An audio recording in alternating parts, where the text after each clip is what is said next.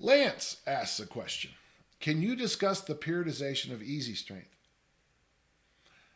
I'm not sure there is any, but a lot of times it is equated with the 40-day workout, but you have written, and I believe mentioned recently, that shorter periods, like 20 or so sessions, still yield results. Lance, you're right. For me, it's about 22 or 23 days when I hit my best numbers.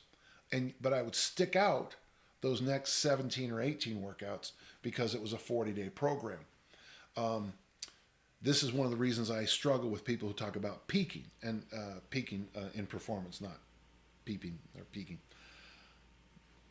The human body is a funny thing to try to figure out sometime. I was watching a thing about how they're trying to find out more about dogs' brains, and they stick them in this MRI machine. Well, it takes weeks of good training to teach the dog how to hold still in an MRI machine. So sometimes, and I don't know why I went on that segue, but it's a good segue.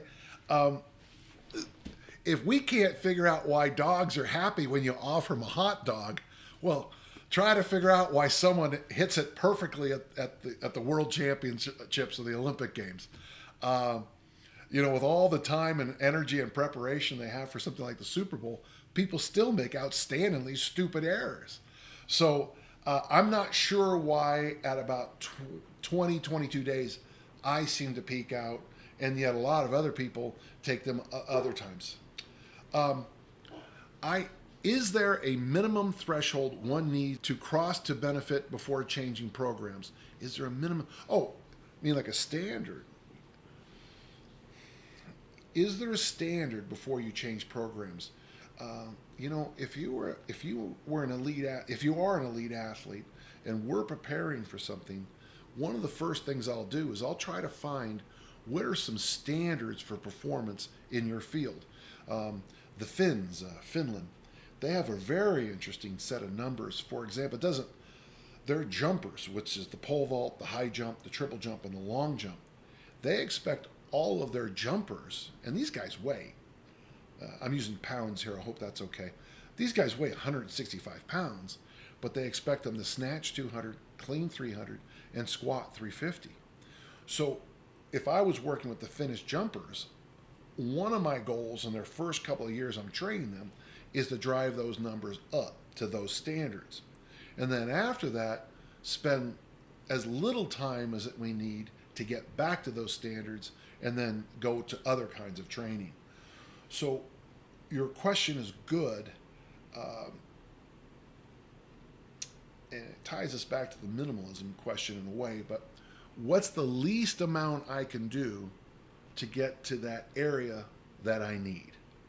I know the word Holy Grail is become a cliche in sports, but that is the Holy Grail.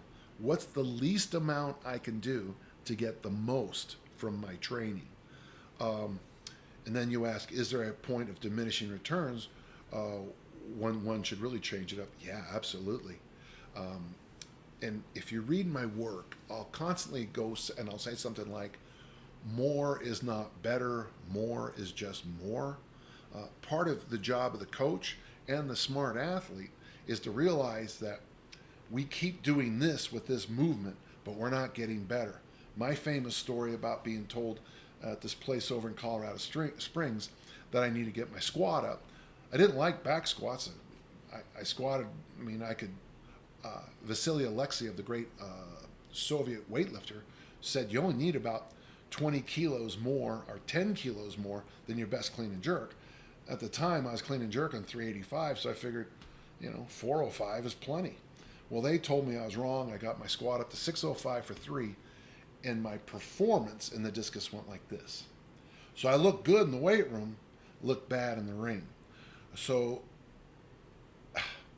you have to have good records, a good diary, a good journal.